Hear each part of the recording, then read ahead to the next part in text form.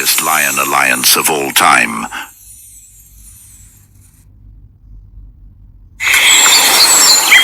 Hello everyone, എല്ലാവർക്കും മൊപ്പോഗോ സ്റ്റോറിയിലേക്ക് സ്വാഗതം.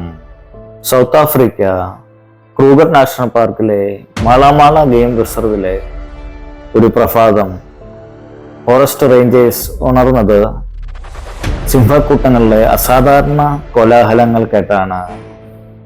അവർ നോക്കിയപ്പോൾ അവിടെ 5 കൂറ്റൻ മേൽ സിംഹങ്ങളുടെ ഒരു കൊളീഷൻ രൂപപ്പെട്ടിരിക്കുന്നു. ആ കൊളീഷന്റെ പേരാണ് വെസ്റ്റ് സ്ട്രീറ്റ് മെയിൽസ്. ഗവേഷകർ അന്നു മുതൽ ഈ വെസ്റ്റ് സ്ട്രീറ്റ് മെയിൽസിനെ ഫോളോ ചെയ്യാൻ തുടങ്ങി. 1999 സ്പാർട്ട പ്രൈഡിനെ ഭരിച്ചുകൊണ്ട് വെസ്റ്റ് സ്ട്രീറ്റ് മെയിൽസ് അവരുടെ ഭരണം തുടങ്ങി. വർഷം 2000 അവർക്ക് 10 കുഞ്ഞുങ്ങൾ ജനിച്ചു. അതിൽ 5 ആൺകുഞ്ഞുങ്ങളും 5 പെൺകുഞ്ഞുങ്ങളും. സിംഹങ്ങളുടെ കാര്യമെടുത്താൽ സിംഹക്കുഞ്ഞുങ്ങൾ സർവൈവ് ചെയ്യുന്നത് 100-ൽ 30-40% മാത്രമായിരുന്നു. അതിൽ തന്നെ അവരുടെ ഫാദേഴ്സ് സ്ട്രോങ്ങസ്റ്റ് ആണെങ്കിൽ മാത്രമേ അവർ കുഞ്ഞുങ്ങൾ സർവൈവ് ചെയ്യത്തുള്ളൂ. ഈ കാര്യത്തിൽ നമ്മുടെ മൊപ്പോഗോസ് ഭാഗ്യമുള്ളവരായിരുന്നു. West street males coalition heavy strongest males ആയിരുന്നു.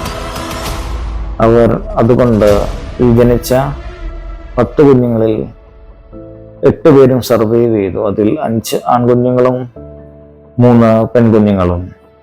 സ്പാർട്ടാസ് പ്രൈഡിലെ പെണ്ണുങ്ങൾ കാട്ടുപോത്തുകളെ വേട്ടയാടുന്നതിൽ അഗ്രഗണ്യരായിരുന്നു. അതുകൊണ്ട് ഈ പുതിയ 5 മെയിൽ ലൈൻസും കുഞ്ഞുങ്ങളും പെണ്ണുങ്ങളെല്ലാം അവരെ നല്ല രീതിയിൽ വേട്ടയാടാൻ പഠിപ്പിച്ചു. വേട്ടയാടേണ്ട ടെക്നിക്സ് എല്ലാം അവരെ നല്ല രീതിയിൽ പഠിപ്പിച്ചു. അതുകൊണ്ട് അവർ കുഞ്ഞായിരിക്കുമ്പോൾ തന്നെ അവരുടെ സ്കിൽസ് നല്ല രീതിയിൽ ഉയർന്നു വന്നു. അങ്ങനെ ഇരിക്കെ നമ്മുടെ 5 സഹോദരങ്ങളും വളർന്നു. ഏകദേശം 1 വയസ്സായി. അപ്പോൾ നമ്മുടെ വെസ്റ്റ് സ്ട്രീറ്റ് മെയിൽസിന്റെ പ്രൈം ടൈം ഏകദേശം കഴിഞ്ഞ് അവർ പ്രായമായി വരുന്നു. അപ്പോൾ എങ്ങനെന്നോ ഒരു മെയിൽ ലൈൻ കുട്ടി ഈ വെസ്റ്റ് സ്ട്രീറ്റ് മെയിൽസിന്റെ കൂടെ വന്നു. അപ്പോൾ എല്ലാവരും വിചാരിച്ചു ഇപ്പോൾ ഈ വെസ്റ്റ് സ്ട്രീറ്റ് മെയിൽസ് ഈ പുറത്തുനിന്ന് വന്ന മെയിൽ കബിനെ കൊന്നുകളയുമെന്ന്. ബട്ട് അവർ 2 കൈ നീട്ടി ഈ മെയിൽ കബിനെ അസപ്റ്റ് ചെയ്തു. ആ കുഞ്ഞിന്റെ പേരാണ് മക്ലു, ദ ഫേമസ് ലൈൻ ലീഡർ മക്ലു. ഗവേഷകർ പറയുന്നത് ഈ മക്ലു വെസ്റ്റ് സ്ട്രീറ്റ് മെയിൽസിന്റെ വേറൊരു പ്രൈഡിൽപ്പെട്ട കുഞ്ഞാണ്. അതുകൊണ്ടാണ് വെസ്റ്റ് സ്ട്രീറ്റ് മെയിൽസ് ഇതിനെ അക്സെപ്റ്റ് ചെയ്തത്. ആഫ്രിക്കയിലെ മെയിൽ ലൈൻസ് 2-3 വയസ്സായാൽ പ്രൈഡ് വിട്ടു പോകേണ്ടി വരും. അപ്പോൾ അവർ നൊമാഡ്സ് ആയി അലയും. പലരും കൊല്ലപ്പെടും. പക്ഷേ ഈ 6 പേർ വേറെയായിരുന്നു. അവർ വേർപിരിഞ്ഞില്ല. അവർ ഒന്നിച്ചു നിന്നു. സഹോദര ബന്ധം അവരുടെ ഏറ്റവും വലിയ ആയുധം. ലൈൻ കൊളീഷനുകൾ സാധാരണയായി 2 മെയിൽസ്, ചിലപ്പോൾ 3, മാക്സിമം പോയാൽ 4. പക്ഷേ 6 മെയിൽസ് ചേർന്ന കൊളീഷനും വളരെ അപൂർവമായിരുന്നു. അതിൻ്റെ അർത്ഥം കൂടുതൽ ശക്തി അവർക്കുണ്ടായിരുന്നു, കൂടുതൽ വേട്ടശേഷി, ടെറിട്ടറി പിടിക്കാനുള്ള അസാധാരണ കഴിവ്, യുദ്ധത്തിൽ ഭീകരമായ അഡ്വാൻറ്റേജ് ഇതുമൂലം അവർക്ക് കിട്ടിയിരുന്നു. അവർ സർവൈവൽ മാത്രമായിരുന്നില്ല ലക്ഷ്യമാക്കിയത്, അവർ ഭരണം ലക്ഷ്യമിട്ടു. ഗവേഷകർ ഈ 6 മെയിൽ ലൈൻസിനും ഓരോ പേരുകൾ വീതമിട്ടു. ആദ്യത്തെയാൾ മക്ലു. മക്ലു എന്ന പേരിന്റെ അർത്ഥം ഏറ്റവും വലിയത്, നേതാവ്, യുദ്ധത്തിൽ തന്ത്രജ്ഞൻ എന്നൊക്കെയാണ്. രണ്ടാമത്തെയാൾ മിസ്റ്റർ ടി. ഏറ്റവും ആക്രമണ സ്വഭാവമുള്ളതും പല കോൺഫ്ലിക്ട്സിനും മുന്നിൽ നിൽക്കുന്നവനും ഏറ്റവും അഗ്രസീവുമായിട്ടുള്ള മെയിൽ ലൈൻസ്. 3-ാമത്തെയാൾ പ്രെറ്റി ബോയ്. അവന്റെ രൂപത്തിൽ, അവന്റെ സൗന്ദര്യത്തിൽ വെച്ച് അവനെ പ്രെറ്റി ബോയ് എന്ന് വിളിച്ചു. 4 കിങ്കി ടെയിൽ. വാലിന്റെ രൂപം കൊണ്ട് അവനെ തിരിച്ചറിയാം. മികച്ച ഹണ്ടറാണ്. മിസ്റ്റർ ടിയുടെ ഏറ്റവും അടുത്ത സുഹൃത്ത്. 5-ാമത്തവൻ രാസ്ത. ശരീരത്തിന്റെ നിറം കൊണ്ട് അവനെ മനസ്സിലാക്കാം. ഏറ്റവും ലാസ്റ്റ് ഡെഡ്ലോക്സ്, കട്ടിയുള്ള മാനെ കൊണ്ട് ഭീകരമായ രൂപം കൊണ്ടും മക്ലുവിനൊപ്പം നിൽക്കുന്നവനായിരുന്നു ഡെഡ്ലോക്സ്. 2006 അധിനിവേശത്തിന്റെ തുടക്കം. മൊപോഗോ മെയിൽ ലയൻസ് സ്പാർട്ട പ്രൈഡ് വിട്ട് പുറത്തേക്ക് വന്നപ്പോൾ അവർ സാധാരണ പോലെ ടെറിട്ടറി തേടിയില്ല. അവർ നേരെ ഇതിനകം ഭരിച്ചിരുന്ന മെയിൽ ലൈൻസിനെ ആക്രമിച്ചു. ഇത് വൈൽഡ് ലൈഫിൽ സാധാരണമാണ്. പക്ഷേ മൊപോഗോ ചെയ്തത് അസാധാരണമായ രീതിയിലായിരുന്നു. അവർ ഒന്നല്ല രണ്ടല്ല അനവധി മെയിൽ പൊല്യൂഷനെ നീക്കം ചെയ്തു. റിസർച്ചേഴ്സ് പിന്നീട് ഇതിനെ സിസ്റ്റമാറ്റിക് ടേക്ക് ഓവർ എന്ന് വിളിച്ചു. അവരുടെ ക്രൂരത പ്രകൃതിയുടെ നിയമം. ഇത് സെൻസേഷണൽ അല്ല, എക്കോളജിക്കൽ ബിഹേവിയർ ആണ്. ന്യൂ മെയിൽസ് പ്രൈഡ് പിടിക്കുമ്പോൾ പഴയ കപ്സിനെ കൊല്ലും. കാരണം ഫീമെയിൽസ് വീണ്ടും ഈ സ്ട്രെസ്സിൽ വരണം. പുതിയ മെയിൽസിന്റെ ജനസിലുള്ള കുഞ്ഞുങ്ങൾ ഉണ്ടാവണം. മൊപോഗോസ് ഇത് വളരെ വ്യാപകമായി ചെയ്തു. അതുകൊണ്ട് അവർ പിടിച്ച പ്രൈഡുകൾ വേഗത്തിൽ അവരുടെ നിയന്ത്രണത്തിലായി. ഇതുകൊണ്ട് പോപ്പുലേഷൻ സ്ട്രക്ചർ തന്നെ മാറി. 2007 to 2009 ഈ കാലഘട്ടമാണ് മൊപോഗോയുടെ ഗോൾഡൻ എറ എന്ന് പറയുന്നത്. അവർ നിയന്ത്രിച്ചത് 8 വരെ പ്രൈഡ്സിനെ അവർ നിയന്ത്രിച്ചു. അവർക്ക് വലിയ ഹണ്ടിങ് ഗ്രൗണ്ട്സ് ഉണ്ടായിരുന്നു. Water resources ഇതിലുണ്ടായിരുന്നു.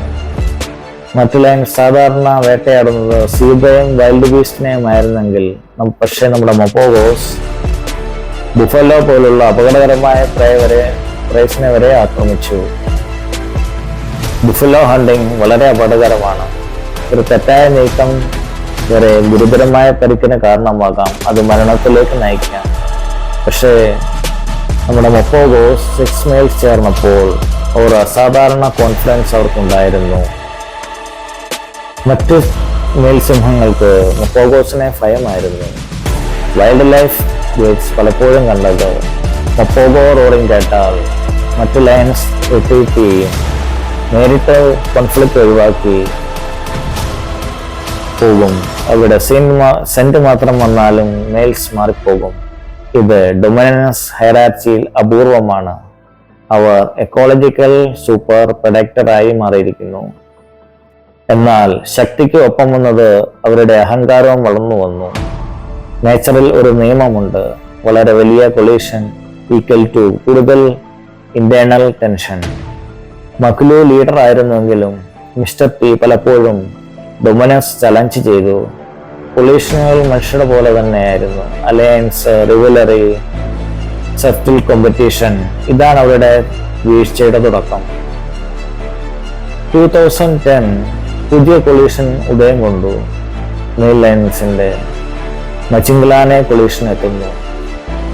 മച്ചിംഗ്ലാനെ കൊളീഷൻ എന്ന് പറഞ്ഞാൽ ഒരു 4 മെയിൽസിന്റെ കൊളീഷൻ ആയിരുന്നു. അവർ ചെറുപ്പമായിരുന്നു, ശക്തിശാലികളായിരുന്നു, കോർഡിനേറ്റഡ് ഫൈറ്റേഴ്സ് ആയിരുന്നു. മൊപോഗോസ് ആദ്യമായി സീരിയസ് റെസിസ്റ്റൻസ് നേരിട്ടു. ഒരു വലിയ കോൺഫ്രണ്ടേഷനിൽ നമ്മുടെ പിങ്കിറ്റയിൽ കൊല്ലപ്പെട്ടു. അങ്ങനെ മിസ്റ്റർ ടിയുടെ ഏറ്റവും അടുത്ത സുഹൃത്തായ പിങ്കിറ്റയിൽ കൊല്ലപ്പെട്ടതിന് ശേഷം മൊപോഗോസ് ശക്തി ക്ഷയിച്ചു തുടങ്ങി. പിങ്കിറ്റയിൽ കൊല്ലപ്പെട്ടതിന് ശേഷം മിസ്റ്റർ ടി തിരിച്ചു വന്ന സഹോദരങ്ങളോടൊപ്പം ചേർന്നു. വീണ്ടും അവർ മച്ചിംഗ്ലാനെയുമായി പ്രതികാരത്തിന് പോയി. ഈ മിഷനിൽ രാസ്ത അപ്രത്യക്ഷമായി. ഡെഡ്ലോക്കിനെ ഹ്യൂമൻസ് കൊന്നു എന്ന് പറയുന്നു. ഇപ്പോൾ 3 പേരാണ് ശേഷിക്കുന്നത്: Makhulu, pretty boy and Mr T. Male lions സാധാരണയായി 10 വയസ്സിന് ശേഷം ഡൊമിനൻസ് നഷ്ടപ്പെടും. അവരുടെ ഏകദേശം ഏജ് എന്ന് പറയുന്നത് 15 വയസ്സ് വരെയാണ്. മൊപോഗോ ഇതിനകം അതിൽ പ്രവേശിച്ചിരുന്നു. അവസാന യുദ്ധം. പുതിയൊരു കൊളീഷൻ വീണ്ടും രൂപം കൊണ്ടു. സലാത്തി മെയിൽസ് ഏകദേശം 4 അംഗങ്ങളുള്ള ഒരു ഗ്രൂപ്പായിരുന്നു. സലാത്തി മെയിൽസ് പുതിയ ചലഞ്ചേഴ്സായി മാറി. അങ്ങനെ ഒരു കോൺഫ്ലിക്റ്റിൽ മിസ്റ്റർ ടി ആക്രമിക്കപ്പെട്ടു. ഈ ആക്രമണത്തിൽ നമ്മുടെ മിസ്റ്റർ ടി കൊല്ലപ്പെട്ടു. മൊപ്പോഗോയുടെ ബാക്ക് ബോൺ എന്നറിയപ്പെടുന്ന മിസ്റ്റർ ടി കൊല്ലപ്പെട്ടതിന് ശേഷം ബാക്കി 2 മൊപ്പോഗോസ് അവശേഷിച്ചു. Pinky tail and pretty boy. അവരുടെ ടെറിട്ടറി നഷ്ടപ്പെട്ടു. അവർക്ക് നൊമാഡിക് ലൈഫ് ആയി. ഒരിക്കൽ അവർ രാജാക്കന്മാരായിരുന്നു, ഇപ്പോൾ അവർ അലഞ്ഞു തിരിയുന്ന മെയിൽസായി. ഇതിൽ പ്രെറ്റി ബോയ് പ്രായാധിക്യം കൊണ്ടും ക്ഷീണം കൊണ്ടും പിന്നീട് മരിച്ചു. മക്ലുവാണ് ലാസ്റ്റ് വരെയും അവശേഷിച്ചത്. ഏകദേശം 15 വയസ്സ് വരെ മക്ലു ജീവിച്ചു. അവസാനം അവനും അവന്റെ സ്വന്തം ജന്മദേശത്തേക്ക് പോയി. അവനെയും മരിച്ചു എന്ന് പറയപ്പെടുന്നു. മൊപ്പോഗോസ് ഇല്ലാതായ ശേഷം എന്ത് സംഭവിച്ചു?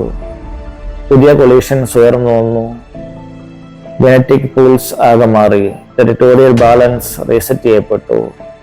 റിസർച്ചേഴ്സ് ഇന്നും മൊപ്പോഗോസിനെ പഠിക്കുന്നു. എക്സ്ട്രീം കൊളീഷൻ പവർ എക്കോസിസ്റ്റമിനെ എങ്ങനെ മാറ്റുന്നു? ഇതിനെക്കുറിച്ച് അവർ ഇപ്പോഴും പഠിച്ചുകൊണ്ടേയിരിക്കുന്നു. അപ്പോൾ നിങ്ങൾക്ക് മൊപ്പോഗോസിന്റെ കഥ ഇഷ്ടമായാൽ ലൈക്ക് ചെയ്യുക, ഷെയർ ചെയ്യുക, സബ്സ്ക്രൈബ് ചെയ്യുക. എൻ്റെ പിഞ്ച് ഹൃദയമാണ്. നിങ്ങളെ ലൈക്ക് തന്നില്ലെങ്കിൽ, നിങ്ങളെ ഷെയർ തന്നില്ലെങ്കിൽ, നിങ്ങളെ സബ്സ്ക്രൈബേഴ്സ് തന്നില്ലെങ്കിൽ എൻ്റെ പിഞ്ച് ഹൃദയം വേദനിക്കും. അപ്പോൾ നിങ്ങൾ ലൈക്ക് ചെയ്യുക, ഷെയർ ചെയ്യുക, സബ്സ്ക്രൈബ് ചെയ്യുക, സപ്പോർട്ട് ചെയ്യുക. അപ്പോൾ അടുത്ത വീഡിയോയിൽ കാണുന്നവിടം വരെ ബൈ ബൈ.